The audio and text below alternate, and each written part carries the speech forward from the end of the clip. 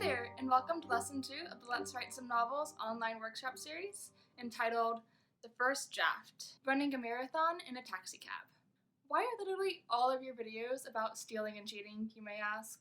Well, in the early stages of writing a novel, there should be a lot of stealing and cheating. This is the time to use all those cliches and tropes and to heavily draw from your sources of inspiration. And then, once you have something, you make it good and you make it yours. But hypothetically, as far as this series goes, you don't have anything yet. And I'm here to make sure you do whatever it takes to get it, stealing, cheating, at all. So we're going to go over 5 topics today. Preparing yourself mentally, keeping a draft notebook, setting and keeping 2 goals, how to keep yourself accountable, and editing while drafting. First up is preparing yourself mentally. Have you seen that meme that's been going around forever? The one that goes, "The story in my head," and then there's a picture of Van Gogh's Starry Night in all of its masterful glory. And then it says something like, "What I actually write." And it's just the crappiest version of that. But there is a reason that is a popular meme, and that is because every first draft is like that. Maybe not the actual Starry Night's first draft because of, Van Gogh, but probably most of them. So, before you actually start writing, you should learn 3 things and repeat them like a mantra. The first is that this will not be the story that is in your head. And honestly, it'll be better. This one will actually exist on paper, even if it isn't all that pretty. The second thing you should accept is that this novel will be the worst novel anyone in all of time and space has ever written.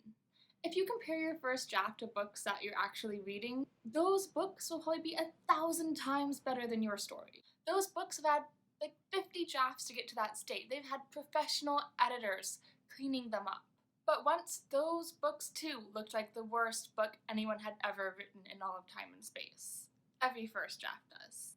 And the third thing you should accept is that you can, and I bet you will, fix those problems in subsequent drafts. It's easy to fall out of love with an idea when it looks like everything is going horribly. It's easy to fall out of love with a story when all the things you thought you loved about it just aren't showing up on the page. But everything looking like it's going wrong is par for the course for a first draft. This is the way things are supposed to go. This is just the process.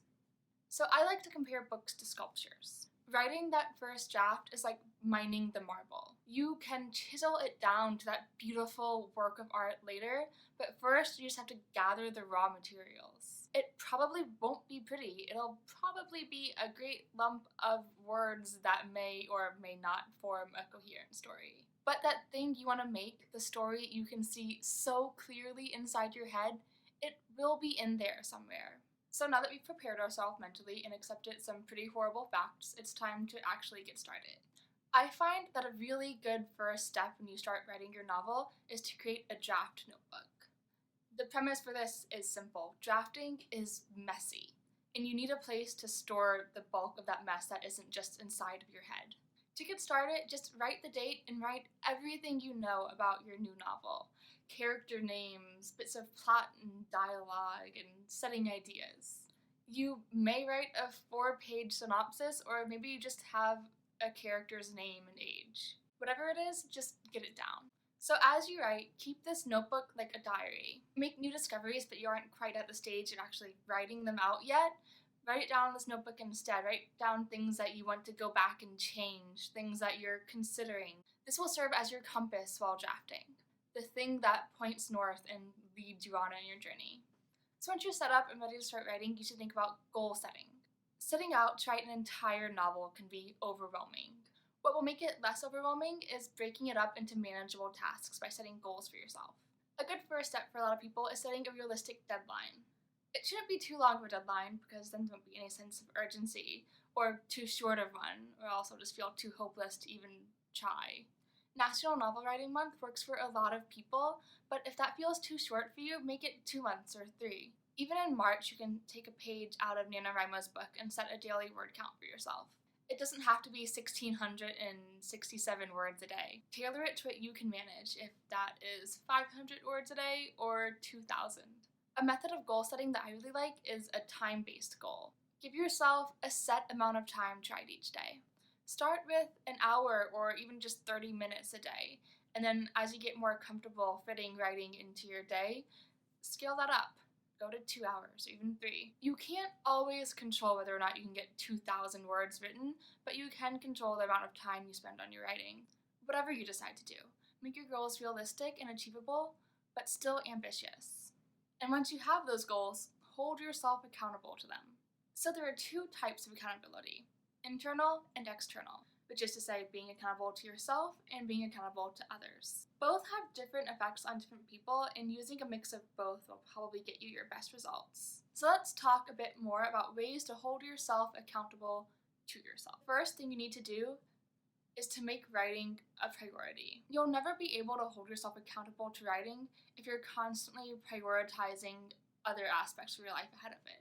If you really want to get this draft written, you're going to have to start telling yourself it's okay to leave those dishes in the sink, or to say no to a night out with your friends. You need to be able to say, right now I need to be writing, and everything else can hold off for 30 minutes until I get this done. Setting specific goals, like we just talked about, is the next step. You can't hold yourself accountable if you don't know exactly what you're holding yourself accountable to. Writing is vague. Who can say whether or not you've finished writing for the day? Writing for 30 minutes every day, on the other hand, is specific. You know when you're done, when you've hit your goal, and now you can watch Netflix on the couch guilt-free. Finally, you set consequences on whether or not you've actually hit your goals, both bad consequences and good ones. For example, make it a rule that you're not allowed to watch Netflix for the day until you've hit your goal. Missed your goal? Ooh, no Netflix. Hit your goal?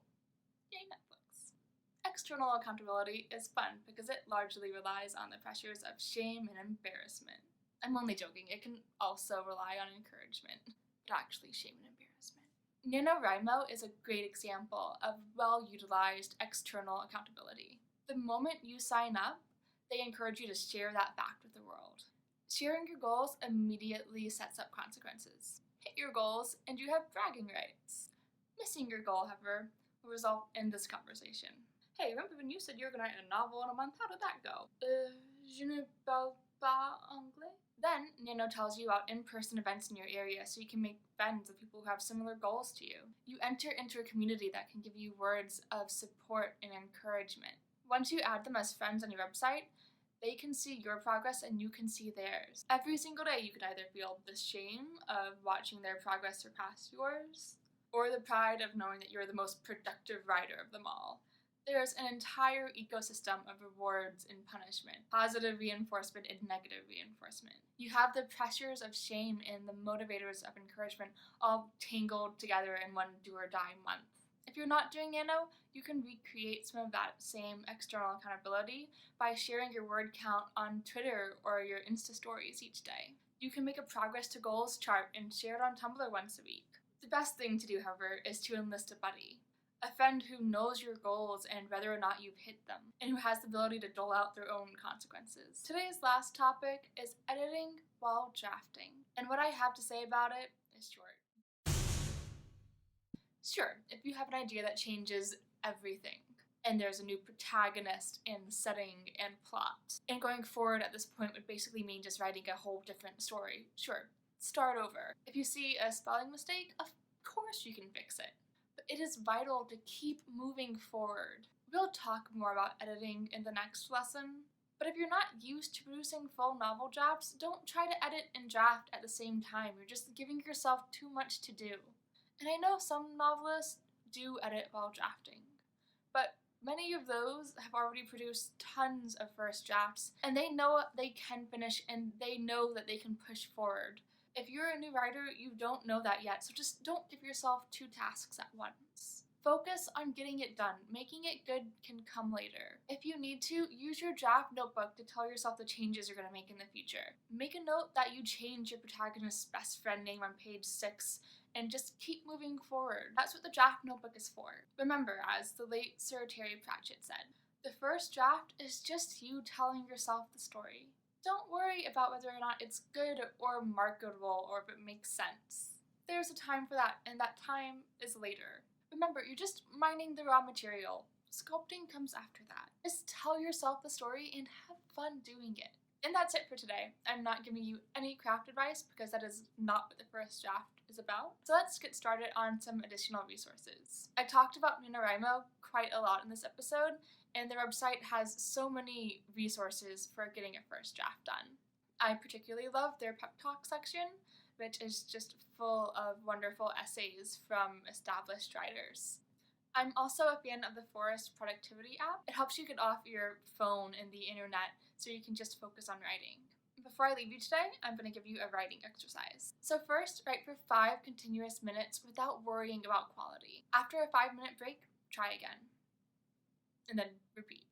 Does the writing get easier? Are there any salvageable sentences in your words? Are you finding that the ideas might be getting more creative as you go along?